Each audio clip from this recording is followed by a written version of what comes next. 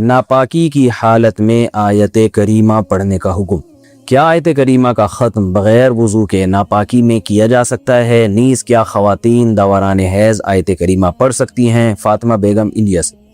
آیت کریمہ جب تلاوت پڑھی جاتی ہے نا بطور وظیفے یا دعا کے، تو اس میں قرآن کی نیت نہیں ہوتی، اور علماء نے یہ بات بیان کی ہے فقہا نے کتابوں میں کہ قرآن کی کسی آیت کو بطور وظیفے کے یا بطور دعا کے پڑھا جائے تو وہ قرآن پھر قرآن نہیں رہتا، بلکہ وہ محض ایک دعا بن جاتی ہے، لہذا وہ ناپاکی کی حالت میں بھی پڑھی جا سکتی ہے۔ لہذا آیت کریمہ آپ اگر وظیفے کے طور پہ دعا کے طور پہ پڑھ رہی ہیں تو یہ کام ناپاکی کی حالت میں بھی ہو سکتا ہے۔ اسی طرح آیت کریمہ کے علاوہ سورہ فاتحہ ہے، یا رات کو سوتے ہوئے جو دم کیا جاتا ہے اپنے اوپر، سورہ فلق، سورہ ناس اور سورہ اخلاص کے ذریعے، تو یہ سب جائز ہے، اس میں ناپاکی کی حالت میں بھی کر سکتے ہیں، کیونکہ یہ قرآن کی تلاوت کی نیت سے نہیں ہوتا بلکہ یہ دم یا رقیہ کی نیت سے ہوتا ہے۔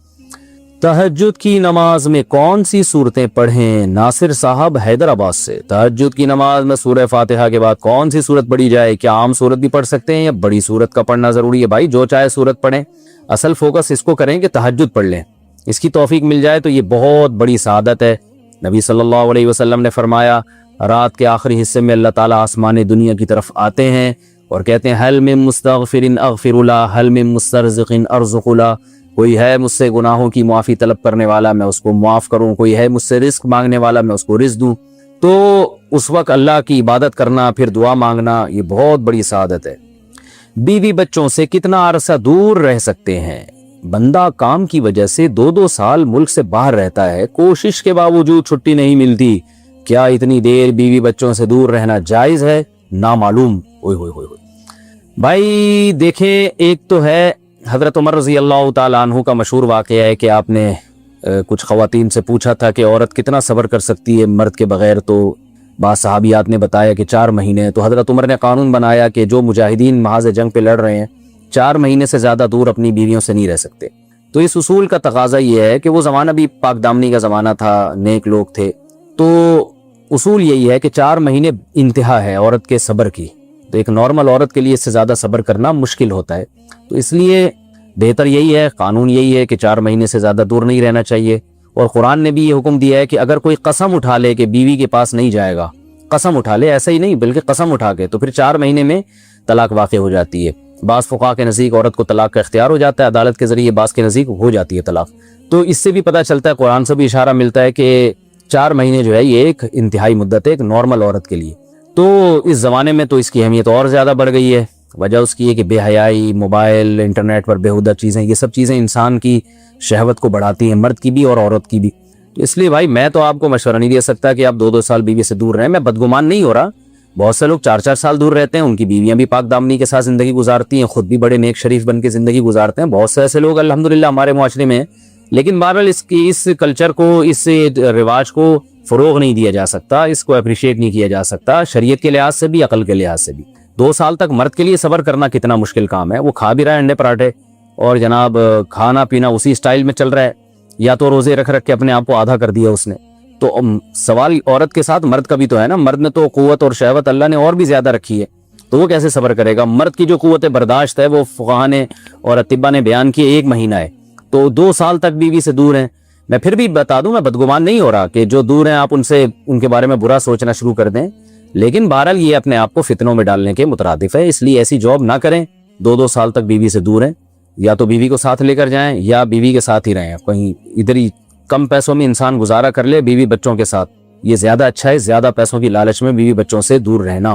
باقی بیوی آپ کی راضی ہے اس جاب پہ، یا آپ کے پاس کوئی آلٹرنیٹ ہے ہی نہیں، آپ جاب چھوڑ کے آئیں گے تو آپ کو لالے پڑ جائیں گے کھانے پینے کے، تو ایک مجبوری ہے، مجبوری کے حکام الگ ہوتے ہیں، لیکن نارملی اس کی بہرحال ترغیب نہیں دی جا سکتی۔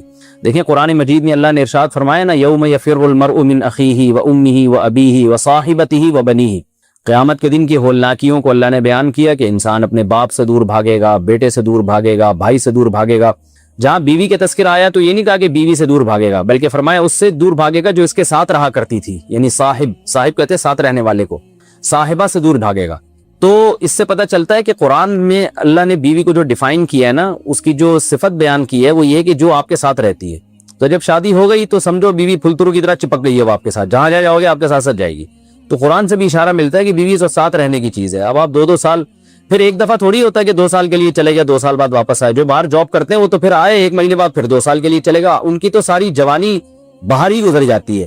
تو اس لیے مجھے یہ بہرحال سمجھ میں نہیں آتا, شریعت کی روح سے یہ پسندیدہ کام نہیں ہے. بہت سخت مجبوری ہے تو ایک الگ بات ہے, لیکن اچھا کام نہیں ہے یہ. غربت میں انسان بیوی بچوں کے ساتھ گزارا کر لے, یہ زیادہ بہتر ہے اس دولت سے جس میں انسان بیوی بچوں سے ہی دور ہو. کیا کرنا ہے ایسی دولت کا کہ آپ اپنے بیوی بچوں سے گھر بار سے دور ہیں. انسان جو شریف آدمی عزت دار آدمی اس کو تو گھر میں سکون ملتا ہے بھائی.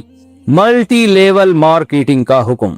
ملٹی لیول مارکیٹنگ جو ہوتی ہے جسے ہم چین مارکیٹنگ بھی کہتے ہیں, اس میں جو کمائی ہوتی ہے کیا وہ حلال ہے؟ ہماری کمپنی میں کسی قسم کا سود نہیں لیا جاتا, نہ کسی ممبر سے بھاری بھرکم انویسٹمنٹ کرائی جاتی ہے, کسی کو کی فکس سیلری بھی نہیں ہوتی. جتنا آپ اور آپ کی ٹیم مل کر پوائنٹس بناتے ہیں اتنا کمیشن ملتا ہے. کیا یہ حلال ہے؟ نصرت صاحبہ کراچی سے. دیکھیں چین مارکیٹنگ کے جہاں تک مجھے معلومات ہے نا, جو میری ریسرچ ہے وہ یہ ہوتا ہے کہ آپ کمپنی کی کوئی پروڈکٹ ہے وہ بکواتے ہیں اوپن مارکیٹ میں نہیں, بلکہ 5 یا 10 افراد کو آپ نے فروخت کروائی, وہ پھر وہ 5 یا 10 افراد آگے ان میں سے ہر ایک 5 یا 10 افراد کو فروخت کرتا ہے, تو وہ آگے جو فروخت کرے گا اس کا کمیشن بھی آپ کو ملتا ہے. حالانکہ یہ کس بات کا کمیشن آپ کو مل رہا ہے, اس میں آپ کی محنت تو ہے نہیں, اور وہ پروڈکٹ کی جو ویلیو ہوتی ہے آپ اس ویلیو سے زیادہ ویلیو پر اس کو خرید رہے ہوتے ہیں, اسی لالچ میں کہ آپ جب آگے 5 کو بکوائیں گے اور وہ 5 کو بکوائیں گے تو ان کا کمیشن بھی آپ کو ملے گا. تو پوائنٹ اس حساب سے بنتے ہیں, اس پوائنٹ میں آپ کی محنت کا دخل نہیں ہوتا. تو اور یہ بھی غرر ہے, قمار کی ایک قسم ہے کہ آپ ایک معمولی چیز زیادہ پیسوں پہ خرید رہے ہیں اس لالچ میں کہ یہ آگے بھی کئی لوگوں کو بک جائے گی, اس لیے یہ جائز نہیں ہے. اگر اس کے علاوہ کوئی اور کام ہو رہا ہے تو آپ وضاحت سے بتائیں, لیکن چین مارکیٹنگ میں جہاں تک مجھے نالج ہے اسی طرح سے ہو رہا ہوتا ہے. اگر کچھ اور ہے تو آپ کھل کے بتائیے تو پھر اس کے حساب سے جواب دیا جائے گا. اچھا بھائی, مسبوق امام کے ساتھ سلام پھیر دے تو کیا کرے؟ اگر ہم عصر عشاء کی دوسری رکعت میں امام کے ساتھ ملے اور آخر میں غلطی سے امام کے ساتھ سلام پھیر دیا تو جو پہلی رکعت رہ گئی تھی وہ کس طرح ادا کریں گے؟ خان زیب سومرو ٹنڈو محمد خان. بھائی اگر آپ نے امام کے ساتھ غلطی سے سلام پھیر دیا اور السلام اتنا لفظ آپ کی زبان سے نکل گیا تو یہ بھی سلام ہی ہے, تو اس کا مطلب آپ ایک رکن چھوڑ کر دوسرے رکن میں شفٹ ہو گئے ہیں. تو ایسی صورت میں سجدہ سہو واجب ہو جاتا ہے, کیونکہ آپ کے ذمہ لازم تھا کہ آپ کھڑے ہو جاتے لیکن آپ نے امام کے ساتھ سلام پھیر دیا. تو صرف گردن موڑی, اس سے کچھ نہیں ہوگا. السلام اتنا لفظ کم از کم زبان سے نکلے تو پھر آپ کھڑے ہو کے باقی نماز ایسے ہی کریں جیسے مسبوق پوری کرتا ہے, آخر میں آپ سجدہ سہو کر لیں. جوتے پہن کر تلاوت قرآن کرنا. کیا جوتے پہن کر قرآن مجید کی تلاوت کر سکتے ہیں؟ نیز میں کرسی پر بیٹھ کر تلاوت کرتا ہوں اور میری پاؤں ہلانے کی عادت ہے. تلاوت کے دوران اس طرح پاؤں ہلانے میں کوئی حرج تو نہیں ہے؟ اسامہ اوکاڑا سے. بھائی جان پاؤں ہلانا ویسے بھی اچھا کام نہیں ہے, لہو لائب اور لایانی کاموں سے ہمارے نبی صلی اللہ علیہ وسلم نے منع کیا. یہ ویسے بھی ایک آداب کے خلاف ہے, بیٹھے میں بلا وجہ انسان ہل رہا ہے, اور قرآن مجید کی تلاوت کے دوران پاؤں ہلانا اور بے ادبی ہے. لیکن بہرحال کوئی حلال و حرام سے اس کا تعلق نہیں ہے, تلاوت کو فوکس کریں, ایسا نہ ہو کہ اس کی وجہ سے تلاوت ہی چھوڑ دیں آپ. تو بہتر یہ کہ پاؤں نہ ہلائیں. کس عالم کی تفسیر سنیں؟ کیا میں ڈاکٹر اسرار احمد برہوم کی قرآن مجید کی تفسیر سن سکتا ہوں؟ اگر نہیں تو پھر کون سی تفسیر سننا میرے لیے بہتر ہے؟ مصطفیٰ صاحب ممبئی سے. ڈاکٹر اسرار احمد کی تفسیر بھی سن سکتے ہیں, اور باقی بہت ساری تفسیریں, میری بھی اپنی اب تفسیریں ریکارڈ ہو رہی ہیں, اور ابھی رمضان میں انشاءاللہ ہم اس کو باقاعدہ سیریل وائز ہم اس کو ریکارڈ کروائیں گے. فرسٹ رمضان سے شروع ہو جائے گا سلسلہ انشاءاللہ, وہ بھی سن سکتے ہیں. اور بہت سارے علماء کی تفسیریں, شیخ القرآن مولانا اسلم شیخ پوری شہید رحمۃ اللہ علیہ, ان کی بھی درسقرآن.com پہ ان کی بھی تفسیروں کے لیکچر موجود ہیں. تو سب ٹھیک ہیں, سب کے سن سکتے ہیں. البتہ مسائل جہاں بھی آئیں گے یاد رکھیں, تفسیر آپ کسی کی بھی سنیں, لیکن جب فقہی مسائل کا مسئلہ آئے گا تو پھر یہ مفتیوں سے, علماء سے پوچھنا ضروری ہے, باقاعدہ ایسے مفتی جو کسی مستند ادارے سے فارغ ہوں. دف والی نعتیں سننا. بھائی یہ نکال دو, دف والی نعتیں سننا. کون سی عورتیں ڈائریکٹ جنت میں جائیں گی؟ وہی عجیب سوال ہے بھائی. حلیمہ صاحبہ لندن سے. وہ کون سی 4 عورتیں ہیں جو بغیر حساب کتاب کے جنت میں جائیں گی اور اس کا سبب کیا ہوگا؟ دیکھیں 4 نہیں, ایسی بہت ساری عورتیں جنت میں جائیں گی جو جن کے میاں جو ہے وہ ان کے جنتی ہونے کی دعا کرتے ہیں. ٹھیک ہے نا, آج کل بہت سے بیچارے مظلوم میاں بھی ہوتے ہیں, وہ نہیں چاہتے کہ ان کی بیویاں ان کو جنت میں دوبارہ ملیں. تو بہت سے ایسے ظالم میاں ہوتے ہیں جو میاں یہ چاہتے ہیں نا. دیکھیں حدیث میں آتا ہے, رسول اللہ صلی اللہ علیہ وسلم نے فرمایا وہ عورت جنت میں نہیں جا سکتی جس کی موت اس حال میں ہو کہ اس کا شوہر اس سے ناخوش ہو. اس سے پتہ چلتا ہے کہ وہ عورت جس کا میاں اس سے خوش ہو وہ انشاءاللہ اللہ سے امید ہے جنت میں جائے گی. تو اب ڈائریکٹ جنت کا تو مجھے نہیں پتا, لیکن بہرحال جو شریعت نے کچھ احکام بیان کیے ہیں وہ پورے کر لیں، ایک شوہر کو خوش کر لیں، 5 ٹائم نماز پڑھ لیں، اور جو ہے پردہ کر لیں پابندی کے ساتھ، غیبت جھوٹ چغلی سے بچ جائیں، تو چند ایک احکام پہ عورت عمل کر لینا تو ڈائریکٹ جنت میں جائے گی۔ عورت کے لیے جنت میں جانا آسان ہے، مرد کے لیے مشکل ہے، مرد پہ ذمہ داریاں زیادہ ہیں۔ عورت کے لیے تو بہت آسان ہے، لیکن افسوس کی بات ہے وہ چند آسان کام خواتین نہیں کرتی، باقی پتہ نہیں کیا کیا 5-5 لاکھ دفعہ آیت کریمہ کا ورد کر رہی ہیں اور یہ والا وظیفہ پڑھ رہی ہے۔ میں حیران ہوتا ہوں ان کے پاس اتنا دماغ کہاں سے آتا ہے۔ جو 4-5 چیزیں کرنے کی ہیں وہ کر لیں بھائی، پردہ پابندی سے کریں۔ بے حیائی کو فروغ دینے میں عورت کا بہت بڑا کردار ہے ہمارے معاشرے میں، تو بے حیائی کو فروغ نہ دیں، پردہ مکمل کریں، اور شوہر کی ناشکری نہ کریں، اس کے ساتھ اچھا سلوک کریں، اور کیا ہے 5 وقت نماز پابندی سے کر لیں، اپنی اولاد کی اچھی تربیت کر لیں، زبان کو غیبت جھوٹ اور بہتان سے بچا لیں، انشاءاللہ جنت میں جائیں گے سیدھا۔ وہ 4 نہیں ہیں، وہ 4 کروڑ بھی ہو سکتی ہیں، 4 ارب بھی ہو سکتی ہیں، 4 کھرب بھی ہو سکتی ہیں۔ باقی جن 4 کے بارے میں آپ نے رپورٹ پیش کی ہے ان کا مجھے نہیں پتا، ایسی 4 کوئی میرے علم میں ایسی 4 متعین خواتین نہیں ہیں۔ اچھا بھائی، سورج طلوع ہونے کے بعد ذکر و دعا کرنا۔ صبح کے جو اذکار ہوتے ہیں وہ ہم فجر کے بعد پڑھتے ہیں، کبھی کبھی اس دوران سورج بھی نکل آتا ہے، تو کیا سورج نکلنے کے بعد بھی اذکار پڑھے جا سکتے ہیں اور دعا مانگ سکتے ہیں یا نہیں؟ ندا صاحبہ انڈیا سے۔ جی ہاں بھائی، سورج نکلتے ہی صرف نماز اور سردہ حرام ہو جاتا ہے، باقی تمام اذکار پڑھ سکتے ہیں، دعا بھی مانگ سکتے ہیں۔ شادی کے بعد بیماری کا علم ہوا تو کیا کریں؟ اگر شادی کے بعد شوہر یا بیوی کی کسی بیماری کا پتہ چلے جو شادی سے پہلے چھپائی گئی ہو، اس کی وجہ سے بچوں کے آنے کے کم چانسز ہوں، تو کیا اس بنا پر طلاق دی جا سکتی ہے؟ بنت سعید کراچی سے۔ شادی بیاہ سے پہلے دھوکہ دینا بالکل حرام ہے، خاص طور پر اولاد کے معاملے میں۔ اگر کوئی عورت بانجھ ہے اور وہ شادی سے پہلے نہیں بتاتی کہ میں بانجھ ہوں، میرے اولاد نہیں ہوگی، تو یہ بہت بڑا دھوکہ ہے، کیونکہ دیکھیں اسلام میں کیا بلکہ فطرت نے مرد اور عورت کا جو ملاپ رکھا ہے اس کی بیسک وجہ ہی نسل بڑھانا ہے، یہ بنیادی وجہ ہے کہ ہر مخلوق میں یہی ہے، نر اور مادہ کا جو نظام اللہ نے بنایا وہ نسل بڑھانے کے لیے بنایا ہے۔ تو نکاح جو کیا جاتا ہے اس کی بنیادی وجہ ہے نسل بڑھانا، تو یہی چیز اگر نہیں ہے تو اس کو پہلے کلیئر کرنا ضروری ہے۔ عورت اگر بانجھ ہے وہ پہلے بتا دے میرے اولاد نہیں ہوگی، یا میرے 1-2 بچوں سے زیادہ نہیں ہو سکتے، کوئی بیماری ہے۔ مرد اگر بانجھ ہے پہلے بتا دے بھائی میرے جو ہے نا اولاد نہیں ہو سکتی، رپورٹ یہی ہے، یا میں نامرد ہوں، تو یہ پہلے بتانا اس پہ ضروری ہے۔ بہت سے مرد نامرد ہوتے ہیں، دھوکہ دے کے عورت سے شادی کر کے زندگی عذاب میں ڈال دیتے ہیں اس کی، اور بعض عورتیں بانجھ ہوتی ہیں وہ نہیں بتاتی پہلے، تو یہ بہت بڑا دھوکہ ہے۔ اگر کسی نے آپ کے ساتھ پہلے سے ایسا دھوکہ دیا اور پھر نکاح کیا ہے، تو پھر میں اگر مرد نے یہ کام کیا ہے، یعنی دھوکہ عورت نے دیا تھا اور مرد نے اس سے شادی کر لی، تو پھر میں مرد کو کہتا ہوں کہ آپ فوراً دوسری شادی کریں، اور یہ آپ کا رائٹ ہے، ویسے بھی رائٹ ہے لیکن یہاں تو اور زیادہ رائٹ ہے، کیونکہ طلاق نہ دیں اس کو، اب شادی ہو گئی ہے تو آپ جو ہے وہ دوسری شادی کریں، اور اس سے کیونکہ نسل بڑھانا یہ شریعت میں بھی ہے، انسان کی نیچر بھی ہے، اور یہ بہت ضروری بھی ہے، اور شریعت نے بھی اس کو پسند کیا ہے، اور اس عورت نے دھوکہ بھی دیا آپ کو۔ اور اگر مرد نے پہلے دھوکہ دیا، دھوکہ مرد نے دیا، اس نے اپنے آپ کو یہ نہیں شو کیا کہ میں نامرد ہوں، یا اس نے یہ نہیں شو کیا کہ میرے اولاد نہیں ہوگی، اور دھوکے سے عورت سے شادی کر لی، تو میں پھر خواتین کو مشورہ یہ دیتا ہوں کہ اس سے طلاق لی جائے۔ ہاں دھوکہ نہ دیا ہو، بعد میں بیمار ہو گیا ہو، کوئی نارمل ہو اور بیمار ہو گیا، یا وہ جو ہے دھوکہ نہیں دیا اس نے لیکن بعد میں بعض مردوں کے ساتھ یہ مسائل ہو جاتے ہیں، کوئی نفسیاتی پرابلم ہو جاتی ہے ان کے ساتھ، تو پھر ایک الگ مسئلہ ہے، پھر وہ میاں بیوی کا آپس کا معاملہ ہے، کمپرومائز کر لیں، صبر کر لیں، یا علیحدگی اختیار کریں، وہ ان کا ذاتی مسئلہ ہے۔ تو ہر ایک کی فیلڈ میں ٹانگ بھی نہیں آنی چاہیے وہ، اور ہر ایک کو مشورہ جنرلی دیا بھی نہیں جا سکتا جب تک ہر ایک کے الگ الگ حالات سامنے نہ آئے۔ لیکن اگر کسی آدمی نے دھوکہ دیا ہے اور اس نے پہلے سے یہ شو نہیں کیا کہ میں نامرد ہوں، پھر اگر اس نے شادی کی ہے تو اصول یہی ہے کہ عورت کو اس سے طلاق لے لینی چاہیے۔ کوئی اس کے علاوہ اگر کوئی مجبوری ہو عورت کو، یا وہ میاں اتنا اچھا ہے کہ عورت بھی اس پہ لٹو ہو گئی ہے تو گزارا کر رہی ہے، تو اس کا آپس کا مسئلہ ہے، لیکن عمومی قانون یہی ہے، جو قانون کا مطلب ایک رائے جو میں سمجھا ہوں وہ یہی ہے کہ میں ایسی صورت میں خواتین کو فوراً مشورہ دیتا ہوں کہ اگر دھوکے سے اس بندے نے شادی کی ہے تو اس سے علیحدگی لی ہے، کیونکہ مرد کے پاس تو دوسری شادی کا آپشن ہے، عورت کے پاس تو آپشن نہیں ہے، وہ تو پوری زندگی بیچاری کی برباد ہو جاتی ہے۔ اولاد ہی نہیں ہوتی تو کیا پھر آپ خود سوچیں کہ نکاح کا بنیادی مقصد ہی اولاد ہے، تو اس لیے یہ کر سکتے ہیں آپ۔ شارٹ کٹ میں قضائے عمری پڑھنے کا طریقہ کیا؟ قضائے عمری میں تیسری اور چوتھی رکعت میں سورہ فاتحہ کو چھوڑ سکتے ہیں، نیز آخر میں جو درود پڑھتے ہیں کیا اسے بھی مختصر کر سکتے ہیں؟ مسز شہریار کراچی سے۔ جی ہاں، قضائے عمری پڑھنا تو ضروری ہے، اور لیکن وتر میں تو تینوں رکعتوں میں تلاوت کرنی پڑے گی، لیکن فرض نماز میں تیسری اور چوتھی رکعت میں سورہ فاتحہ چھوڑ سکتے ہیں، جائز ہے، اور درود شریف بھی چھوڑ سکتے ہیں، لیکن بالکل چھوڑنے سے بہتر ہے صلی اللہ علیہ وسلم اتنا مختصر پڑھ لیا کریں۔ بہتر تو یہی ہے کہ تیسری چوتھی رکعت میں سورہ فاتحہ پڑھیں پوری تفصیل سے، یعنی نماز مکمل کریں جیسے کہ ایک سنت طریقہ ہے، پراپر طریقہ ہے، لیکن اگر بہرحال بہت زیادہ ہیں تو اتنا مختصر کیا جا سکتا ہے۔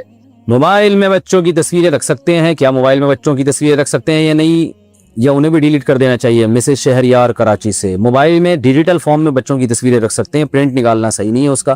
عورت گھر میں کتنا لباس پہنے؟ مسز شہریار کراچی سے، اپنے محرموں والد بھائیوں سے کس حد تک پردہ کرنا چاہیے؟ کیا دوپٹہ لینا یا مکمل آستین والے کپڑے پہننا ضروری ہے یا نہیں؟ اچھا بھائی، نیز سسر وغیرہ سے کس قسم کا پردہ ہونا چاہیے؟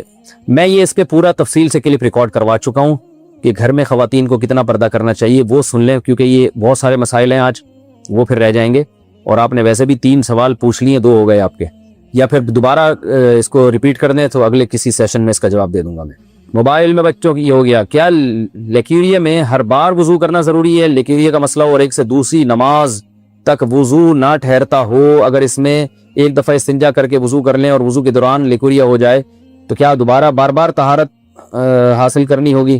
دیکھیں، اگر بہت زیادہ لیکوریا ہو رہا ہے، اتنا ہو رہا ہے کہ آپ کے یعنی ایسا ٹائم آ گیا کہ وضو کر کے نماز پڑھنا طہارت کی حالت میں ممکن ہی نہیں ہے، جیسے آپ نے وضو شروع کیا اور وضو کے بعد جب جیسے ہی نماز کے لیے کھڑے ہوئے تو نماز میں یا نماز سے پہلے ہی پھر جو ہے وہ لیکوریا ہو جاتا ہے، وضو ٹوٹ جاتا ہے۔ تو اگر اتنا ہو رہا ہے کہ نماز ہی نہیں پڑھی جا رہی تو پھر معذور کے حکم میں ایسی خاتون آ جاتی ہیں، اور پھر ان کو چاہیے کہ ہر نماز کے لیے یعنی ہر فرض نماز کے لیے الگ وضو کر لیں، اور پھر اس میں جتنی نمازیں آئیں یعنی فرائض واجبات اور سنت نوافل سب اسی کے دوران پڑھ لیں، پھر جب جیسی نئی نماز کا وقت آئے تو نیا وضو کریں، اتنا کافی ہے ان کے لیے، معذوری میں داخل ہو جائیں گے۔ اس پر میں ایک تفصیلی کلپ ریکارڈ کرا چکا ہوں، معذور کیسے وضو کرے، یہ آپ سرچ کر کے سن لیں۔ آدھی نماز بیٹھ کر آدھی کھڑے ہو کر پڑھنا، خواتین گھر پر جو فرض نماز پڑھتی ہیں اگر وہ ایک رکعت بیٹھ کر پڑھے اور باقی کھڑے ہو کر پڑھے تو کیا اس صورت میں نماز ادا ہو جاتی ہے؟ مزمل کراچی سے، فرض نماز کھڑے ہو کر پڑھنا ضروری ہے، جب تک بہت شدید مجبوری نہ ہو بیٹھ کے پڑھنا جائز نہیں ہے۔ تو اگر کسی نے 2 رکعتیں کھڑے ہو کر یا 2 بیٹھ کے پڑھی ہیں تو بیٹھ کے اگر مجبوری میں پڑھی ہیں، بالکل نہیں کھڑا ہوا جا رہا تھا، پھر تو جائز ہے، چاہے 1 رکعت پڑھیں 2 رکعت پڑھیں، اور اگر بغیر مجبوری کے بیٹھ گئی تو 1 رکعت میں بھی بیٹھ گئی تو نماز میں ہی ہوگی۔ کیا جانوروں کو کھلانا بھی صدقہ ہے؟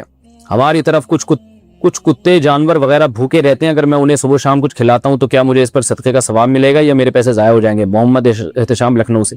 دیکھیں، جانور کو کھلانا بھی صدقہ ہے، حدیث میں آتا ہے کتے کو پانی پلائے تھے شخص نے، پیاسے کتے کو اللہ نے بخشش کر دی، تو بالکل صدقہ ہے، لیکن کچھ جانور ایسے ان کو آپ کھلائیں گے تو ان کی نسل بہت اسپیڈ سے بڑھتی ہے اور وہ انسان کے لیے نقصان دہ بھی ہے۔ تو اگر آپ کتوں کو بہت کھلانا شروع کر دیں گے تو سارے جتنے بھی بے روزگار کتے ہیں وہ سارے آپ ہی کے گھر پہ آ کے ڈیرا لگا کے بیٹھ جائیں گے، اور پھر وہ نسل بھی طبیعت سے بڑھاتے ہیں۔ آپ کو پتہ ہے کتوں کے تو برساتی مینڈکوں کی طرح بچے ہوتے ہیں، پھر ہر جگہ آپ کو کتے ہی کتے نظر آئیں گے، تو اس لیے کھلائیں ضرور، مگر کتوں کی نسل پہ بھی کنٹرول کریں، کیونکہ یہ جنگل کا جانور ہے۔ جب علاقوں میں دیکھیں ہمارے یہاں کے ایم سی والے جو ہے نا کتوں کے پہلے کنٹرول کرتے تھے ان کی نسل پہ، اور جب کتے زیادہ ہو جاتے تھے تو وہ کچھ زہر وغیرہ کھلا کے ان کو مارا جاتا تھا تاکہ نسل کنٹرول میں رہے۔ اب این جی اوز وغیرہ نے پتہ نہیں عجیب سا کتا پن کیا ہے کہ کتوں کو مارنے پر پابندی لگا دی، اس کا کراچی میں یہ نقصان ہو رہا ہے کہ کتے اتنے ہو گئے ہیں کہ گاڑیوں کے نیچے بھی آ رہے ہیں جس سے ایکسیڈنٹ ہو رہے ہیں گاڑیوں کے، اور پاگل ہو کے کاٹ بھی رہے ہیں لوگوں کو۔ ویکسینیشن کا تو کوئی انتظام ہی نہیں ہے کتوں کی ہمارے یہاں، تو اس کا بڑا نقصان ہو رہا ہے۔ تو یہ حدیث سے ثابت ہے، صحیح ہے، مسلم کی حدیث ہے، مدینہ میں جب کتے زیادہ ہو گئے تھے آپ صلی اللہ علیہ وسلم نے مدینہ کے کتوں کو مارنے کا حکم دیا تھا۔ تو اس سے میں پتہ چلتا ہے کتوں کی نسل جب بڑھ جائے تو ان کو مارنے کا حکم ہے، کیونکہ یہ جنگل کا جانور ہے، وہاں تو نسل خود ہی کنٹرول میں رہتی ہے، شہروں میں تو جو ہے وہ کنٹرول میں نہیں رہتی، وہ فائدے کے بجائے ہوتا ہے انسان کو نقصان ہوتا ہے۔ اب آپ دیکھیں کورونا وائرس جب سے پھیلا ہے، لاک ڈاؤن ہوا ہے، تو کتے آزاد گھوم رہے، انسان گھروں میں بند ہو گئے۔ تو کسی نے بڑی اچھی تصویر ایک واٹس ایپ پہ بھیجی تھی، کتوں کا ایک پورا اجتماع ہے، تو وہ پریشان ہو کے کہہ رہے ہیں کہ کیا یار یہ کے ایم سی والے انسانوں کو اٹھا کے لے گئے اس دفعہ کتوں کو لے جانے کے بجائے، تو انسان شارٹ ہو گئے مارکیٹ سے، کتے ہر جگہ پھیلے ہوئے۔ تو اگر آپ اس طرح سے کتوں کو کھلائیں گے نا تو کتے اور بڑھیں گے۔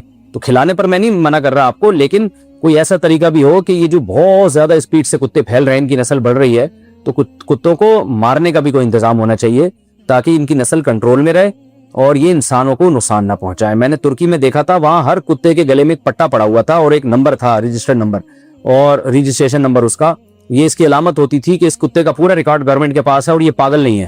کتا جب پاگل ہوتا ہے نا تو پتہ نہیں چلتا کہ یہ پاگل ہو گیا کہ نہیں ہو گیا، وہ کاٹ لیتا ہے، انسان کے لیے بہت نقصان دہ وہ تو، اور ہمیں کیا پتا ہوگا کہ کون سا کتا پاگل ہے کون سا پاگل نہیں ہے، تو یہ گورنمنٹ تو کنٹرول کرتی نہیں ہے۔ وہاں ہم نے باہر کنٹریز میں دیکھا ہے، وہاں ویکسینیشن ہوتی ہے ان کی، کتوں کو باقاعدہ چیک کیا جاتا ہے بھائی کوئی کھسک تو نہیں گیا، تو ہمارے یہاں تو آوارہ بے روزگار کتے پھر رہے ہیں دبا کے، تو آپ اگر ان کو روزگار دے دیں گے تو اور کتے پن پہ اتر آئیں گے، اس لیے احتیاط کریں۔ ویسے اگر کھلانا ہو تو میرا خیال ہے بکری پالیں، گائے پالیں، بھینس پالیں، مرغیاں پالیں، ان کو کھلائیں، وہ انڈا بھی دیں گی، آپ کو بھی کھلائیں گی۔ وہ بکری کو جتنا کھلاؤ گے وہ آپ کو بھی اتنا کھلائے گی، کتے کو کھلاؤ گے وہ کیا کھلائے گا؟ یا تو پالتو کتا ہو نا جو کسی مجبوری سے رکھا ہو حفاظت کے لیے، پھر تو ٹھیک ہے۔ گلی محلے کے کتوں کو لفٹ کرائیں گے تو پھر وہ مسئلہ جو ہے وہ یہ ہوگا کہ وہ بہت زیادہ پھیل جائیں گے۔ ہمارے محلے میں ایک صاحب تھے، وہ بلیوں کو کھلاتے تھے بہت، تو اس کا نتیجہ نکلا کہ پورے محلے کی بلیاں ہماری گلی میں آ کے جمع ہو گئی تھیں۔ وہ بلیاں کی بھی تو مخبری ہوتی ہے نا، ایک بلی نے کھایا، اس نے دوسری کو جا کے بتایا بہن وہاں جو ہے نا چیچڑے مل رہے ہیں، تو وہ ہوتے ہوتے خبر پھیلتی رہی۔ ایک سال میں وہ بھائی پوری ایک بلیوں کی فوج ہماری گلی میں تیار ہو گئی۔ ہم نے کہا یار یہ کیا مذاق ہے، ٹھیک ہے 2-4 بلیاں ہر گلی میں اچھی لگتی ہیں، جانور تو ایک زمین کی رونق ہے، مجھے خود بھی جانور پالنے کا شوق ہے۔ ابھی ایک بلی میں نے پالی ہوئی تھی، وہ اتنا فری ہو گئی تھی کہ وہ پھر ہمارے لیے ٹینشن بن گئی تھی۔ وہ اتنا فری ہو گئی کہ وہ اس نے تو بغیر پیمپر کے وہ باقی چیزیں بھی شروع کر دی اس نے گھر میں، تو پھر ہم اس کو دور کہیں پھکوا کر آئے ہیں، ورنہ بہت پل گئی تھی وہ۔ تو 2-4 تو اچھے ہی لگتے ہیں جانور گلی میں، لیکن بہت زیادہ ہو جائیں تو پھر وہ نقصان کا سبب بنتے ہیں۔ تو ہم نے بھی ہم صاحب سے کہا یار یہ بلیوں کو اتنا پروٹوکول آپ دے رہے ہیں، پورے محلے کی بلیاں ہمارے محلے میں، پھر ان کو گوشت کھلا کھلا کے ایسا خونخوار بنا دیا کہ وہ مرغیوں پہ بھی ہم جس دن وہ بزرگ نہیں آتے چیچڑے لے کے، تو اس دن پھر وہ دوسروں کے چیچڑے بنانا شروع کر دیا ان بلیوں نے، ہماری مرغی کھا گئی۔ تو جانوروں کو کھلائیں مگر ان تمام چیزوں کو مد نظر رکھ کر۔ بعض لوگ چیلوں کو کھلانا شروع کر دیتے ہیں، بھائی چیل تو انسان کے لیے نقصان دہ جانور ہے، تو چیلوں کو آپ گوشت ڈالو گے، چیل تو خونخوار جانور ہے، وہ ساری چیلیں آپ کے محلے میں جمع ہو جائیں گی، پھر کوئی گوشت نہیں لے جا سکتا۔ میں ایک دفعہ گوشت شاپر میں لے کر آ رہا تھا تو ایک فضائی حملہ ہوا، میں حیران یہ گوشت گیا کہاں سے، پتہ چلا پوری بوٹیاں جو ہے نا وہ محلے میں گلی میں پھیل گئی ہیں۔ پتہ چلا کہ چیل نے وہ پیچھے سے آئی ہے اور ایسے جیٹ طیارے کی طرح اس نے حملہ کر کے تھیلی پہ چونچ ماری۔ تو اسی وجہ سے جو ہے حالت احرام میں بھی چیل کو مارنے کی اجازت ہے، کیونکہ یہ انسان کے لیے نقصان دہ جانور ہے۔ کیا جوائنٹ فیملی سے علیحدہ ہونا قطع رحمی ہے؟ اگر میاں بیوی جوائنٹ فیملی میں رہتے ہوں پھر حالات کی وجہ سے الگ ہوں تو جیسا کہ حدیث میں وارد ہے کہ قطع تعلق کرنے والا جنت میں نہیں جائے گا، تو اس بارے میں کیا حکم ہے؟ نہیں، جوائنٹ فیملی سے میاں بیوی کا الگ ہونا یہ کوئی قطع رحمی میں نہیں آتا، وہ تو انسانی فطرت ہے۔ دیکھیں اگر الگ نہ ہوتے تو آدم علیہ السلام اور حضرت حوا جہاں پیدا ہوئے تھے ہم بھی وہیں رہتے آج۔ تو ظاہر ہے بچے بڑے ہوتے گئے، آدم علیہ السلام کے شادیاں کر کے الگ ہوتے گئے تو پوری دنیا آباد ہو گئی، اتنے بڑے بڑے ملک آباد ہو گئے، ورنہ تو سارے وہیں گھس گھس کے رہ رہے ہوتے ابھی تک آدم علیہ السلام کے گھر میں ہی۔ سوچو کہ 6 ارب انسان ایک ہی بنگلے میں رہتے، کتنی بڑی ٹینشن ہوتی۔ جو الگ ہوتا اس کو ہم تانا دیتے کہ تم جوائنٹ فیملی سے الگ ہو رہے ہو تو رشتہ داری توڑ رہے ہو۔ تو یہ انسانی نیچر ہے، جب شادی ہوتی ہے بچے ہوتے ہیں الگ ہو جاتا ہے، آبادی بڑھتی ہے، تو یہ الگ ہونا کوئی بری بات نہیں ہے، لیکن یہ آپس میں محبت سے ہو جانا چاہیے، لڑک بڑھ کے نہیں ہو تو اچھا ہے۔ کسی نے سوال پوچھا ہے سید ریحان زیب کوئٹہ، تھوڑا ہمارا مسائل کا ناغہ ہو گیا تھا، رمضان کی وجہ سے میں تھوڑا مصروف ہو گیا تھا، تو آج دوبارہ ہم آغاز کرتے ہیں اور انشاءاللہ کوشش کریں گے جو دن ہیں چینل پہ مسائل چلنے کے، جو ٹائم پہلے سے چلا آ رہا ہے اس کی ہم پابندی کریں۔ پہلا سوال ہے جی، مسجد میں اگر SOP پر عمل نہ ہو تو نماز کہاں پڑھیں؟ ان کا مطلب پتہ نہیں کیا ہے۔ سوال سے آگے جو انہوں نے پوچھا ہے اس سے پتہ چل رہا ہے کہ مسجد میں اگر آج کل جو وائرس پھیلا ہوا ہے اور احتیاط پر عمل نہ ہو، لوگ فاصلے سے کھڑے نہ ہو رہے ہوں اور مل مل کے کھڑے ہو رہے ہوں، تو پھر کیا کریں؟ اگر کسی علاقے میں آس پاس کی تمام مساجد میں کورونا وائرس کے سلسلے میں باجماعت نمازوں کے دوران بیان کردہ احتیاطی تدابیر پر عمل نہ کیا جاتا ہو تو کیا یہ صورتحال جماعت چھوڑنے کا عذر بن سکتی ہے؟ جناب سید ریحان صاحب، علماء کا جو مشترکہ اعلامیہ سامنے آیا ہے ڈاکٹروں سے مشورے کے بعد، بہت غور و خوض کے بعد، اس میں یہی سجیشن دی گئی ہے کہ احتیاطی تدابیر پر عمل کے ساتھ مسجد میں حاضری ہو۔ تو اگر کسی مسجد میں احتیاطی تدابیر پر عمل نہیں ہو رہا تو ہماری رائے یہی ہے کہ ایسی صورت میں گھر میں نماز پڑھنا مسجد میں نماز پڑھنے سے ان حالات میں افضل ہے، کیونکہ اس پہ کئی دفعہ ڈاکٹروں کی اور رپورٹ پیش کی جا چکی ہے کہ یہ وائرس جو ہے نا ایک آدمی سے کئی آدمیوں کو لگ رہا ہے۔ اب اس میں بار بار ایک ہی بات کو ریپیٹ کرنا بھی اچھا نہیں لگتا، تو کئی اس پہ کلپ ریکارڈ کروا چکا ہوں میں۔ کسی کو اس پر اعتماد ہے تو عمل کرے، نہیں تو جس مفتی کی بات پر اعتماد ہے وہی پھر اس کی بات پر عمل کرنا چاہیے۔ شوگر کے مریض کے لیے رمضان کے روزے کا حکم، فیصل قریشی شکارپور سے، اگر شوگر کا مریض رمضان کے روزے نہ رکھ سکے تو کیا وہ فدیہ دے سکتا ہے؟ ہاں واقعی اگر شوگر کی وجہ سے نہیں رکھ پا رہا ہے تو پہلے تو اس پر لازم ہے کہ وہ سردیوں میں اگر رکھ سکتا ہے تو قضا سردیوں میں کرے۔ یاد رکھیں فدیہ اس پر ہوتا ہے جو ساری زندگی روزہ نہ رکھ سکے۔ اگر آپ سردیوں میں روزے رکھ سکتے ہیں، کنٹینیو نہیں رکھ سکتے، ایک ایک روزہ چھوڑ کے ایک روزہ رکھا، اس طرح سے رکھ سکتے ہیں، تو روزے میں اصل یہی ہے کہ آپ کو قضا رکھنی پڑے گی، اور اگر قضا کی آپ میں طاقت ہی نہیں ہے، قضا بھی نہیں کر سکتے، پھر آپ فدیہ دے سکتے ہیں۔ شوگر کے مریض کیونکہ ایک دم شوگر ڈاؤن ہو جاتا ہے اور مسئلہ کھڑا، یعنی اس میں موت کا خطرہ ہوتا ہے، شوگر ڈاؤن ہو جاتی ہے۔ رقم محفوظ کرنے کے لیے پلاٹ لیا ہو تو زکوٰۃ کا حکم۔ اگر پلاٹ یا زمین اس لیے لی ہے کہ رقم محفوظ ہو جائے تو اس صورت میں کیا اس پر زکوٰۃ واجب ہوگی یا نہیں؟ عبدالحفیظ کند کوٹ سے۔ دیکھیں جو پلاٹ لیا جاتا ہے نا رقم کو محفوظ کرنے کے لیے، اس پلاٹ میں نیت یہ ہوتی ہے کہ جب ضرورت ہوگی پلاٹ بیچ دیں گے، تو وہ تجارتی پلاٹ ہی ہے، یعنی وہ ایسا پلاٹ ہے جو آپ نے بیچنے کے لیے خریدا ہے، تو اس لیے اس پر زکوٰۃ واجب ہے۔ اگر بیچنے کے لیے نہیں خریدا بلکہ آپ نے خریدا ہے کہ بھئی میرے پاس ایک انویسٹمنٹ ہوگی تو میں بعد میں جو ہے اس میں گھر بھی بنا لوں گا، اور خیال ہوا تو چلو میں کرائے پہ دے دوں گا، زرعی زمین ہے تو اگا لوں گا، اور پھر یہ بھی ایک آپشن تھا دماغ کے کسی کھانچے میں تھا کہ یار کسی کام نہیں آیا تو چلو بیچ دیں گے، تو اگر اس طرح کا ڈاؤٹ تھا تو پھر اس پہ زکوٰۃ واجب نہیں ہے۔ لیکن اگر یہ تھا کہ ابھی خرید لیتا ہوں، بعد میں جب قیمت بڑھی تو بیچ دوں گا، تو کیش اماؤنٹ گھر میں رکھنے سے بہتر ہے پلاٹ خرید کے رکھو، تو یہ نیت تھی تو پھر اس پہ زکوٰۃ واجب ہے۔ صدقہ فطر کی ادائیگی کا وقت کیا ہے؟ کیا صدقہ فطر رمضان سے پہلے یا رمضان کے پہلے عشرے میں دے سکتے ہیں؟ احمد نواز اٹک سے۔ جی ہاں، رمضان سے پہلے بھی دے سکتے ہیں، رمضان کے پہلے عشرے میں بھی دے سکتے ہیں، عید سے پہلے دینا بہتر ہے، عید کی نماز سے پہلے۔ گھر میں حافظ نہ ہو تو تراویح کیسے پڑھیں؟ گھر میں کوئی حافظ قرآن نہ ہو تو تراویح کس طرح پڑھی جائے؟ عبدالصمد کینیڈا سے۔ بھائی علم ترا سے پڑھ لیں، چھوٹی صورتوں سے پڑھ لیں، سورہ یاسین یاد ہے تو وہ پڑھ لیں، کسی بھی طرح سے پڑھ لیں۔ حاملہ عورت کے لیے روزہ رکھنے کا حکم۔ کیا حاملہ عورت رمضان المبارک کے روزے رکھ سکتی ہے جبکہ طبیعت خراب ہونے کا شدید اندیشہ ہو؟ محمد ہارون الرشید یو پی سے۔ اگر غالب گمان ہے کہ حاملہ عورت نے روزہ رکھا تو واقعی اس کی طبیعت خراب ہوگی، یہ زیادہ تر دماغ اسی طرف جا رہا ہے، تو پھر حاملہ عورت روزہ چھوڑ سکتی ہے، اور لیکن نارملی ایسا ہوتا نہیں ہے، اس لیے یہ کہنا کہ جو بھی جس خاتون کو بھی پریگننسی ہے وہ روزہ چھوڑ سکتی ہیں، یہ غلط ہے۔ اگر اس پریگننسی میں روزہ رکھنے سے باقاعدہ نقصان ہو رہا ہے یا ہونے کا غالب گمان ہے تو پھر تو روزہ چھوڑا جا سکتا ہے، ادروائز روزہ نہیں چھوڑا جا سکتا، اور یہ ڈاکٹر بتا سکتے ہیں زیادہ اچھا کہ ان کو روزہ رکھنے سے نقصان ہوگا کہ نہیں ہوگا، اور ڈاکٹروں میں بھی ایک ڈاکٹر سے نہیں پوچھنا چاہیے، دو تین ڈاکٹروں کی رائے لے لینی چاہیے۔ زکوٰۃ میں سونے کی کون سی قیمت کا اعتبار ہوگا؟ زکوٰۃ کس قیمت کے اعتبار سے دینی چاہیے؟ جس قیمت میں ہم سونار سے سونا خریدتے ہیں یا جس قیمت پر ہم سونار کو واپس بیچتے ہیں؟ بنت عبید اللہ انڈیا سے۔ زکوٰۃ کسی چیز کی جو ریسیل ویلیو ہے نا اس پر ہوتی ہے۔ آپ نے جب سونا جو ہے کسی کو بیچیں گے، یعنی مارکیٹ میں جب بیچنے جائیں گے، سونار کو نہیں، مارکیٹ میں جب بیچنے، سونار تو بہت کم قیمت پہ لے گا نا، سونار جس قیمت پہ آپ کو بیچ رہا ہے تو وہ والی قیمت اس کی مارکیٹ ویلیو کہلاتی ہے، اس قیمت پہ آپ زکوٰۃ دیں گے۔ کیا وبا میں مرنے سے حقوق العباد معاف ہو جائیں گے؟ میں نے سنا ہے کہ موجودہ وبا سے جو لوگ مر جاتے ہیں وہ شہید ہوتے ہیں، اگر ایسا شخص حقوق العباد میں کوتاہی کا مرتکب ہو تو اس کے ساتھ آخرت میں کیا معاملہ ہوگا؟ عادل شہزاد سعودی عرب۔ دیکھیں یہ شہادت کی قسم ہے، مگر اس میں فضیلت ہے، موت کی، گناہ معاف ہوتے ہیں، مگر یہ کہ سارے ہی معاف ہو جاتے ہیں اور کبیرہ بھی معاف ہو جاتے ہیں یہ اللہ ہی جانے، تو اس لیے ہمیں تو گناہ سے بہرحال بچنا چاہیے، اور اگر وبا میں مر گیا تو شہادت کی فضیلت بھی حاصل ہوگی، تو اس لیے حقوق اللہ بھی پورے کرنے ہیں، حقوق العباد بھی ہے۔ پھر اگر اللہ شہادت دے دیتا ہے تو وہ اللہ کی طرف سے ایک اضافی نعمت ہے، تو کبھی یہ سوچ کے گناہ کرنا کہ میری وبا میں موت واقع ہو جائے گی تو میرے گناہ معاف ہو جائیں گے، یہ سوچ کے گناہ کرنا بالکل جائز نہیں ہے اور بے وقوفی ہے۔ تو حقوق العباد تو ویسے بھی بہرحال ادا کرنے ہی پڑتے ہیں، وہ تو دینے ہی دینے ہیں، اور اللہ کے حقوق یعنی اگر نمازیں باقی ہیں، روزے باقی ہیں تو ان کی بھی وصیت کرنا لازم ہے۔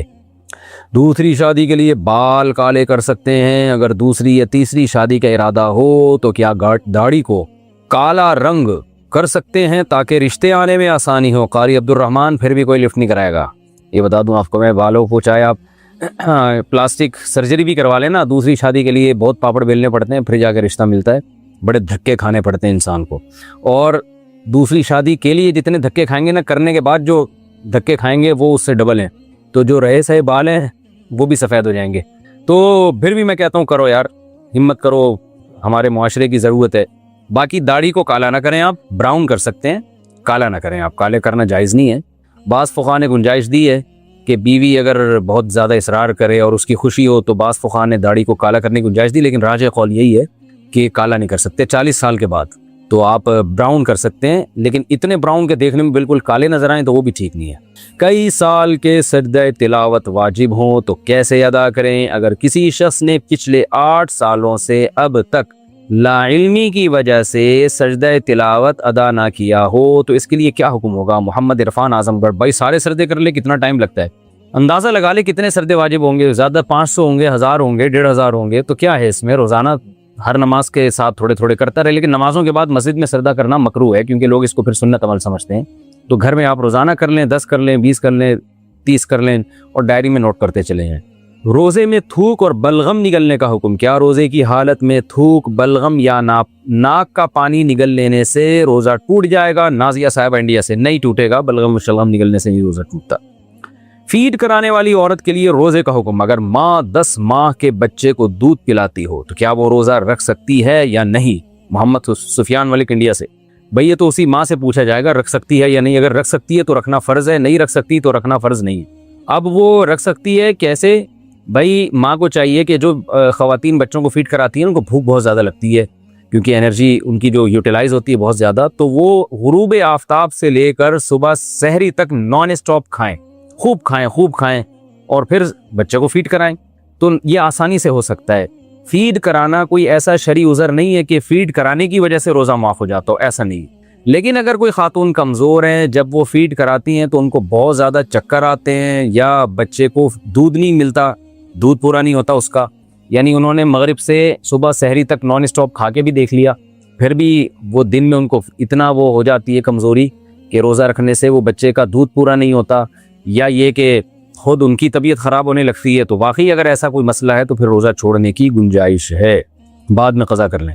1 ماہ بعد کا چیک زکوٰۃ میں شامل کیا جائے گا؟ اگر کسی شخص کو 1 مہینے بعد کا چیک ملا ہو لیکن اس کی زکوٰۃ کی تاریخ آج کی ہو تو وہ چیک کو زکوٰۃ میں شامل کریں گے یا نہیں؟ محمد الیاس ابو زیبی سے، اگر اس نے کسی کو قرضہ دیا ہوا تھا اور قرضہ، تو پھر وہ جس نے قرضہ واپس کرنا ہے اس نے 1 مہینے بعد کا چیک دے دیا تو زکوٰۃ آپ پر واجب ہو جائے گی، کیونکہ وہ قرضہ تو آپ جب چاہیں وصول کر سکتے ہیں، وہ الگ بات ہے پھر آپ نے اپنی مرضی سے اس کو 1 مہینے بعد کا چیک دے دیا، یعنی چیک لے لیا آپ نے تو بھی، کیونکہ رقم بہرحال وہ آپ کی ہے اس لیے زکوٰۃ آپ پر واجب ہوگی۔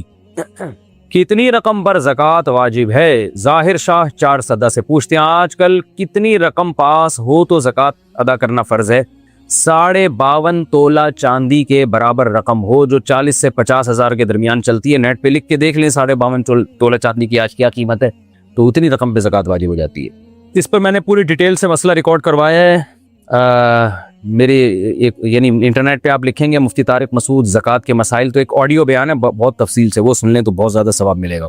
رمضان کی مبارکباد دینا کیسا ہے؟ رمضان کی مبارکباد دینا شرعاً کیسا ہے؟ جمال الدین، مبارکباد اصل میں ایک دعا ہے کہ اللہ برکت دے، تو اس نیت سے اگر کوئی کہہ دیتا ہے رمضان میں اللہ آپ کو برکت دے، مبارک ہو، تو ٹھیک ہے، کوئی حرج نہیں ہے، لیکن اسلاف سے ثابت بہرحال نہیں ہے یہ۔ اذان کے دوران سحری کھا سکتے ہیں؟ کیا سحری عین اذان کے وقت پانی پی سکتے ہیں؟ اگر نہیں تو کتنی دیر پہلے کھانا پینا چھوڑ دینا چاہیے؟ محمد سعودی عرب سے، بھائی جان مسئلہ یہ ہے کہ صبح صادق کا جو وقت ہے نا وہ نقشوں میں دیکھیں، آج کل اپلیکیشن ڈاؤن لوڈ کر لیں آپ کہ جہاں آپ رہتے ہیں وہاں صبح صادق کا وقت، یا اس نقشے سے پہلے آپ نے سحری بند کرنی ہے، اس نقشے میں جو ٹائم لکھا ہے۔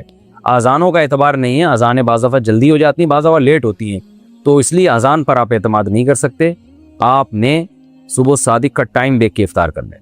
حیض کے دوران روزہ رکھنا کیسا ہے؟ اگر عورتیں حیض کے دوران روزہ رکھ سکتی ہیں یا نہیں؟ کیا حدیث میں آپ صلی اللہ علیہ وسلم نے اس سے منع کیا ہے؟ فرید اللہ خان، جی بالکل منع کیا ہے، اس پر امت کا اجماع ہے کہ عورت حالت حیض میں روزہ نہیں رکھ سکتی۔ روزے پورے کرنے کے لیے حیض روکنے کی دوا کھانا، کیا خواتین کے لیے مینسز روکنے کے لیے ٹیبلٹ استعمال کرنا جائز ہے تاکہ پورے رمضان کے روزے رکھ سکیں؟ رفیع اللہ صاحب سواس سے، جی بالکل جائز ہے، مینسز روکنے کی دوا کے لیے عمرے کے دوران بھی اور روزے رکھنے کے لیے بھی جائز ہے، کھا سکتی ہیں، لیکن صحت کو نقصان ہوتا ہے، تو قدرت کے کاموں میں جو نیچرل چیزیں اللہ نے رکھی ہیں ان میں خام خواہ میں دخل اندازی نہیں کرنی چاہیے، اس سے ڈسٹربنس پیدا ہوتی ہے، تو کوئی بات نہیں، بعد میں قضا کر لیں، جائز بہرحال ہے لیکن صحت کو نقصان ہو سکتا ہے۔ سحری اور افطاری کی مسنون دعا، کل میں نے ایک جگہ پڑھا تھا کہ روزہ کی نیت دعا اور افطار کھولنے کی دعا کسی حدیث سے ثابت نہیں، کیا یہ بات صحیح ہے؟ امرہ خان، روزے کی جو نیت ہے وہ بھی سومی غدن نویت من شہر رمضان، یہ تو بالکل بھی ثابت نہیں ہے، بس دل میں نیت کافی ہے روزہ رکھ رہا ہوں۔ افطار کھولنے کی دعا بھی حدیث ہے، اس کی سند پر کلام ہے، لیکن عبداللہ بن عمر سے ثابت ہے، تو صحابی رسول کا قول بھی اس بارے میں ہمارے لیے حجت ہے۔ اللہم لک صمت وعلی رزقک افطرت، لہذا یہ پڑھ لینی چاہیے۔ اور روزہ کھانے کے بعد جو ہے نا آپ صلی اللہ علیہ وسلم جو بالکل بے غبار طور پہ جو بات ثابت ہے وہ یہ ہے ذهب الظما وابتلت العروق وثبت الاجر ان شاء اللہ تعالی. یہ دعا پڑھنی چاہیے کہ پیاس چلی گئی، رگیں تر ہو گئیں اور اجر اللہ کے دربار میں ہمارے لیے انشاءاللہ ٹھہر چکا ہے. روزے میں بھاپ لینے کا حکم. بھاپ کو بھانپ لکھا ہوا ہے، جیسے سانپ نہیں لکھتے، بھاپ ہوتا ہے بھائی، بھانپ نہیں ہوتا. محمد احمد انڈیا سے پوچھتے ہیں روزے کی حالت میں بھاپ لے سکتے ہیں؟ نہیں لے سکتے بھائی، وہ تو بہت زیادہ پانی ہوتا ہے، آپ کے پھیپھڑوں میں جائے گا، روزہ ٹوٹ جائے گا اس سے. کان میں دوا ڈالنے سے روزہ ٹوٹ جائے گا. محمد ذیشان دہلی سے، کیا روزے کے دوران کان میں دوا ڈال سکتے ہیں؟ روزے کے دوران کان میں دوا ڈالنے سے قدیم فقہا نے منع کیا ہے، کیونکہ اس زمانے کے طبیبوں کا خیال یہ تھا کہ کان کا ڈائریکٹ راستہ دماغ کی طرف یا معدے کی طرف جاتا ہے، تو ہم جو چیز کان میں ڈالتے ہیں دماغ میں پہنچ جاتی ہے. لیکن جدید ریسرچ سے ثابت ہوا ہے کہ کان بالکل بند ہے، یہاں سے کوئی راستہ دماغ یا پیٹ کی طرف نہیں جاتا. اس لیے بہت سے علماء نے اس زمانے میں یہی فتویٰ دیا ہے کہ کان میں دوا ڈالنے سے روزہ نہیں ٹوٹے گا.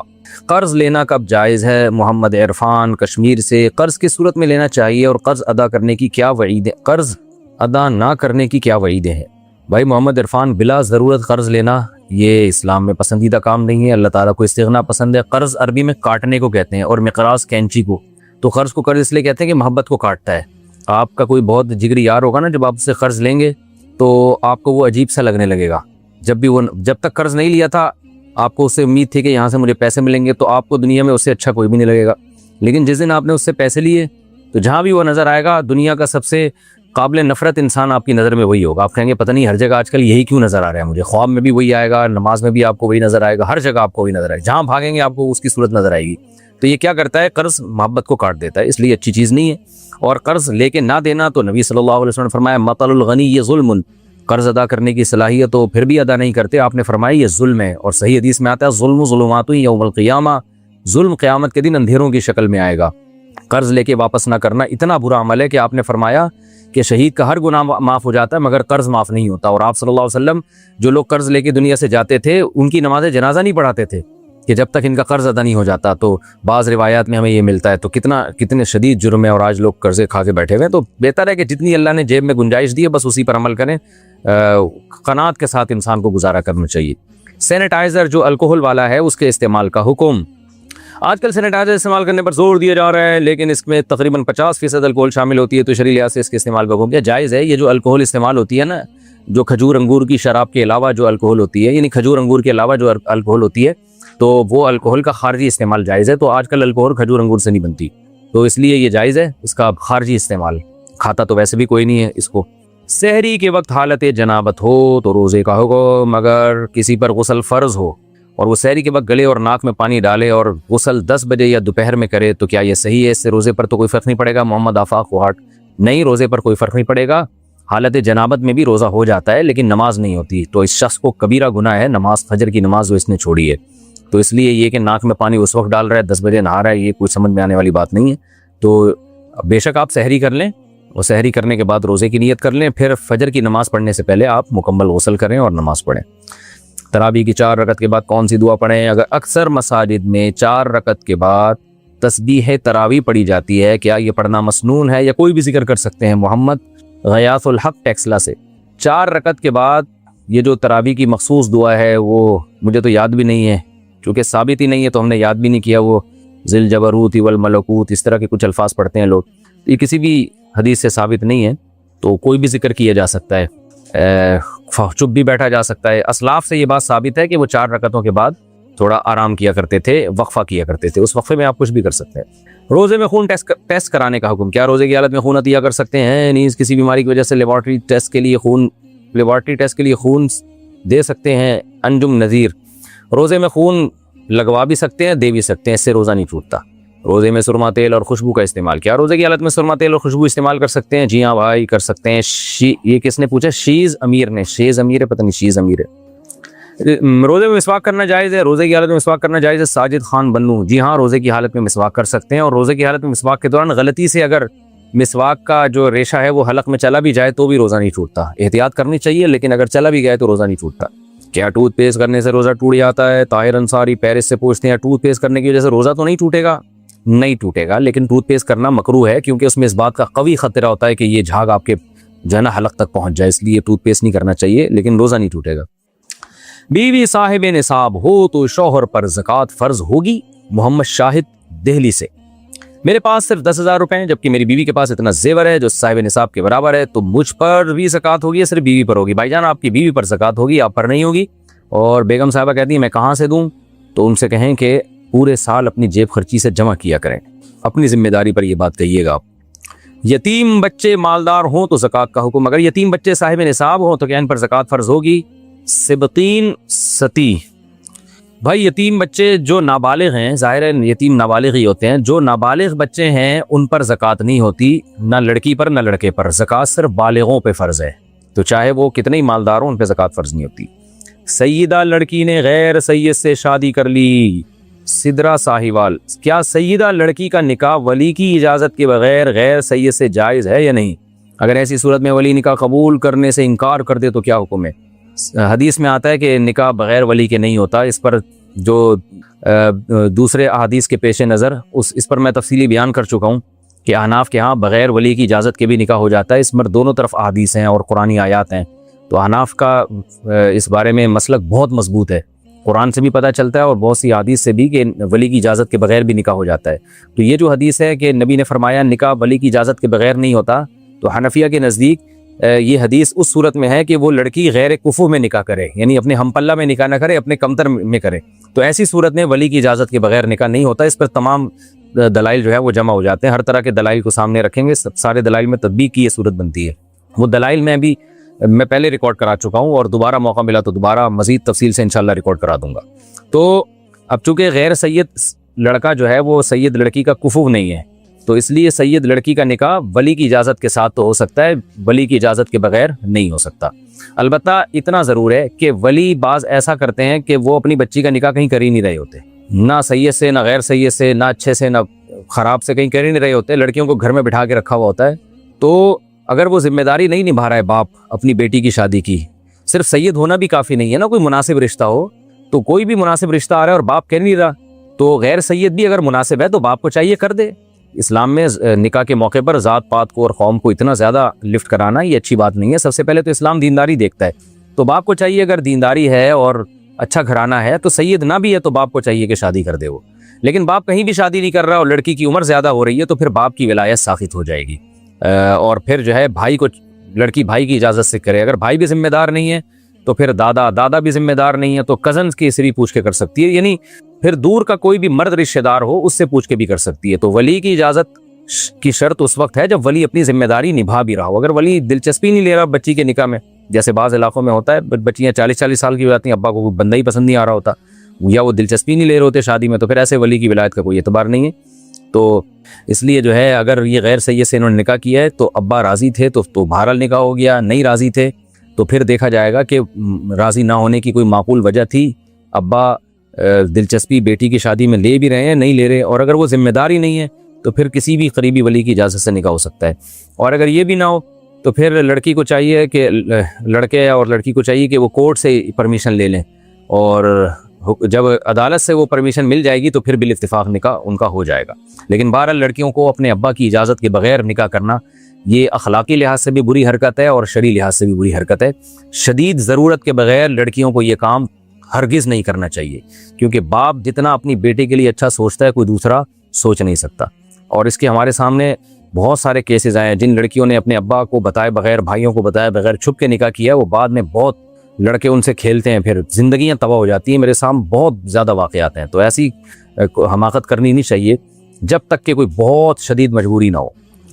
اچھا بھائی، مستقبل کی پیش گوئی والی ایپس کا استعمال کرنا، آج کل ایسی ایپس آئی ہوئی ہیں جن کو کلک کریں تو مستقبل کی پیش گوئی کرتی ہیں، مگر یہ ساری پیش گوئی سافٹ ویئر میں پہلے سے فیڈ ہوتی ہے، اور ان ایپس کو کلک کرنا اور اسے شیئر کرنا ٹھیک ہے یا نہیں؟ حیدر زمان، بالکل حرام ہے، ناجائز ہے، غیب کا علم اللہ کے سوا کسی کو بھی نہیں ہے، نجومیوں کو نہیں ہے تو ایپلیکیشن کو کہاں سے ہوگا؟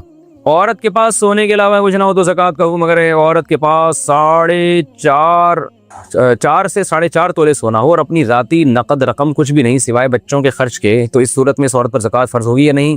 بختاج دبئی سے، بچوں کے لیے جو رقم آپ نے اپنے پاس رکھی ہوئی ہے تو وہ رقم بھی تو آپ ہی کی ملکیت میں ہے نا، تو اس لیے پھر 52.5 تولے چاندی کا حساب ہوگا، 7.5 تولے سونے کا حساب ہوتا ہے جب آپ کے پاس 1 روپیہ بھی نہ ہو اس کے علاوہ، اور نہ چاندی ہو نہ تجارتی مال ہو، اور ایسا ہوتا نہیں ہے عام طور پر، کچھ نہ کچھ تو ہو ہی جاتا ہے، تو اس لیے 52.5 تولے چاندی کا حساب ہوگا۔ لیکن بہرحال اگر کچھ بھی نہیں ہے تو پھر 7.5 تولے سونا۔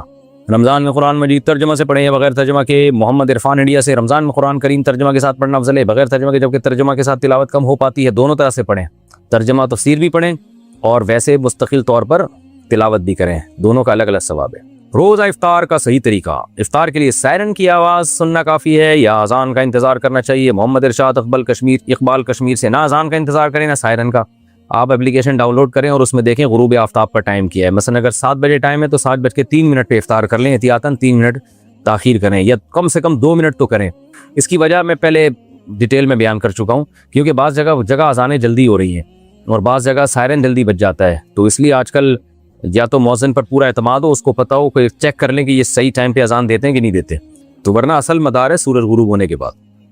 روزے میں گیم کھیلنا کیسا ہے؟ روزہ رکھ کر گیم کھیلنا یا لوڈو کھیلنا کیسا ہے؟ عبدالرزاق نوشہرہ فیروز سے، روزہ رکھے بغیر بھی گیم کھیلنا بلا وجہ کوئی ایسا جس میں صحت بھی نہ ہو تو ٹائم ویسٹنگ ہے جو اچھا کام نہیں ہے۔ نبی نے فرمایا من حسن اسلام المرء ترکہ ما لا یعنی، اسلام کی اچھائی میں سے یہ کہ بیکار چیزوں کو چھوڑ دیا جائے، تو اس لیے اچھا کام نہیں ہے، ٹائم ویسٹنگ ہے۔ روزہ رکھنے میں تو اور زیادہ ہے کہ اس میں تلاوت ذکر کریں، لیکن بہرحال جائز ہے، گناہ نہیں ہے۔ اور لوڈو اگر آپ کھیل رہے ہیں اپنے بچوں کے ساتھ، بیوی کے ساتھ، تو تھوڑی سی گیدرنگ ہو جا رہی ہے اس بہانے اور محبت بڑھ رہی ہے، تو انشاءاللہ امید ہے ثواب بھی مل جائے گا۔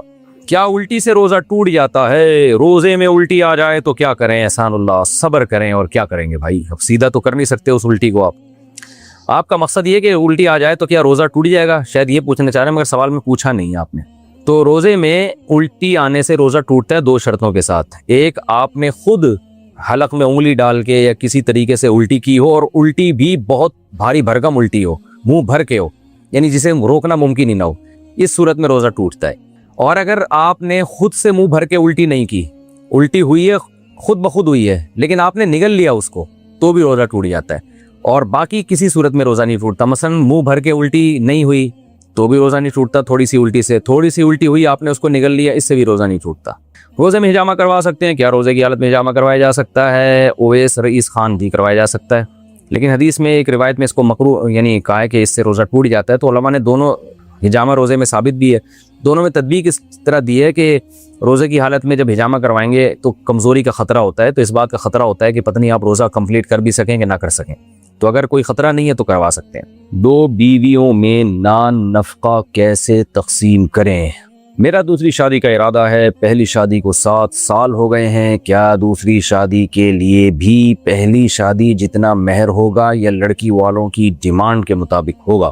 نیز 2 بیویوں کے درمیان نان نفقہ کا کیا طریقہ ہوگا؟ عبدالوحید، یہ بڑے بہادر ہیں، انہوں نے اپنا نام بھی شو کیا، لیکن اتنے بہادر بھی نہیں ہے کہ اپنی لوکیشن شو کر دیں گے، پکڑے جائیں گے تو بولیں گے میں یہ وہ والا عبدالوحید نہیں، وہ دوسرا والے عبدالوحید ہوں۔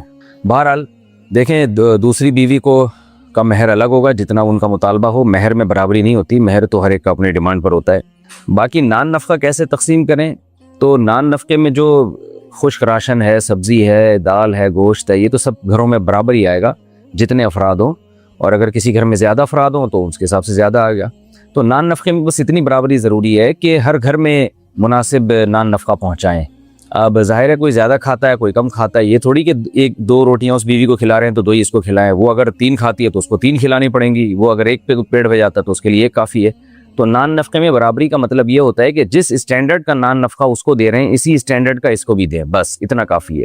کوانٹٹی کے لحاظ سے اس میں کمی بیشی ہر ایک کی ضرورت کے لحاظ سے ہو سکتی ہے، تو بس آپ نے یہ کرنا ہے بھائی کہ جس کوالٹی اور اسٹینڈرڈ کا اس کو دے رہے ہیں تو اسی کوالٹی اور اسٹینڈرڈ کا اس کو بھی دیں، یہ نان نفقہ کافی ہے۔ اس طرح سے نان نفقہ تقسیم ہوگا۔ یہاں اگر پھل لے آتے ہیں تو وہاں بھی فروٹ لے کر آئیں، ٹھیک ہے نا۔ کبھی یہاں آپ پیزا منگوا لیتے ہیں تو پھر اس بیگم کے لیے بھی پیزا یا اس کے اسی مالیت کی کوئی چیز جو اس کو پسند ہو، تو اس طرح سے ایکویلٹی آپ نے کرنی ہے۔ کیا تراویح پڑھا کر تحائف لے سکتے ہیں؟ اگر ہم کسی کے گھر پر تراویح پڑھا رہے ہیں تو وہاں سے پیسے اور تحائف لینا جائز ہے جبکہ پہلے سے طے نہ ہو۔ تنزیل اختر، دیکھیں یہ جو قاریوں کی اجرت طے کی جاتی ہے یہ بالکل ناجائز ہے۔ جتنے بھی بڑے بڑے دارالافتاء ہیں، مدارس ہیں، ان سب کا یہی فتویٰ ہے کہ تراویح کی اجرت جائز نہیں ہے۔ جیسے تراویح کی اجرت طے کی جاتی ہے نا، البتہ اگر طے نہ کی ہو اور کوئی اپنی خوشی سے کوئی گفٹ دینا چاہے قاری کو تو یہ بالکل ٹھیک ہے، لیکن یہ کیسے پتہ چلے گا کہ قاری اس کو اجرت سمجھتا ہے یا گفٹ؟ قاریوں کو پتہ ہوتا ہے کہ اس مسجد سے اتنے پیسے ملیں گے ہمیں گفٹ کی مد میں، تو وہ گفٹ نہیں ہوتا، وہ اجرت ہی ہوتی ہے۔ تو اس لیے رمضان کے شروع میں قاریوں کو بتا دیں کہ یہاں آپ کو تراویح پڑھانے میں ثواب کے علاوہ کچھ بھی نہیں ملے گا، تاکہ پتہ چل جائے کہ یہ مخلص بھی ہیں یا نہیں ہے. کیونکہ جو پیسوں کی لالچ میں تراویح پڑھا رہا ہے تو اس کا تراویح پڑھانا بھی ناجائز ہے اور اس کے پیچھے تراویح پڑھنا بھی ناجائز ہے. یہ ذہن میں رکھیں. تو آپ کو اندازہ ہو گیا کہ یہ لالچی قاری نہیں ہے, یہ اللہ کے لیے پڑھا رہے ہیں. تو پھر گفٹ تو کوئی بھی کسی کو کسی بھی ٹائم دے سکتا ہے, تو پھر گفٹ دے سکتے ہیں, لیکن ان کو ذرا آزمائیں کہ یہ فری میں پڑھا رہے ہیں یا یعنی صرف ثواب کے لیے پڑھا رہے ہیں یا تنخواہ کے لیے. تنخواہ سے میری مراد اجرت کے لیے پڑھا رہے ہیں. کیا زکوٰۃ کے لیے ہر پیسے پر سال گزرنا ضروری ہے؟ زکوٰۃ 1 سال پورا ہونے پر فرض ہوتی ہے. اگر 1 سال پہلے رقم 4 لاکھ تھی اور سال کے بعد 7 لاکھ ہے تو زکوٰۃ 7 لاکھ پر ہو 4 لاکھ پر ہوگی یا 7 لاکھ پر؟ متین عباسی, اسلام آباد. زکوٰۃ کی جو اسلامی تاریخ ہے نا, اس اسلامی تاریخ میں آپ دیکھیں گے جو بھی جس تاریخ کو آپ زکوٰۃ نکالتے ہیں اس دن دیکھیں گے کتنے پیسے ہیں. اگر اس دن 7 لاکھ ہیں تو 7 لاکھ پر دیں, اس دن 4 لاکھ ہیں تو 4 لاکھ پر دیں. پورے سال نہیں دیکھا جاتا کہ کتنا پیسہ آ رہا ہے کتنا جا رہا ہے, یہ حساب رکھنا تو ناممکن ہے. یعنی آپ اگر فرسٹ رمضان کو زکوٰۃ نکالتے ہیں فار ایگزامپل, تو شعبان کی آخری تاریخ کو اگر آپ کے پاس 1 کروڑ روپے آ گئے اور فرسٹ رمضان کو وہ 1 کروڑ روپے تھے تو آپ کو 1 کروڑ کی زکوٰۃ دینی پڑے گی. اور اگر آپ کے پاس 29 شعبان کو 1 کروڑ روپے تھے لیکن رمضان کا چاند یکم رمضان یعنی یکم تاریخ آنے سے پہلے وہ 1 کروڑ خرچ ہو گئے تو یکم تاریخ کو نہیں ہے پیسے تو نہیں ہوگی زکوٰۃ. تو اس خاص اسپیسیفک اس ڈیٹ کو دیکھا جاتا ہے کہ کتنا اماؤنٹ آپ کے پاس ہے, تو اس پورے اماؤنٹ پہ پھر آپ پر زکوٰۃ فرض ہوگی.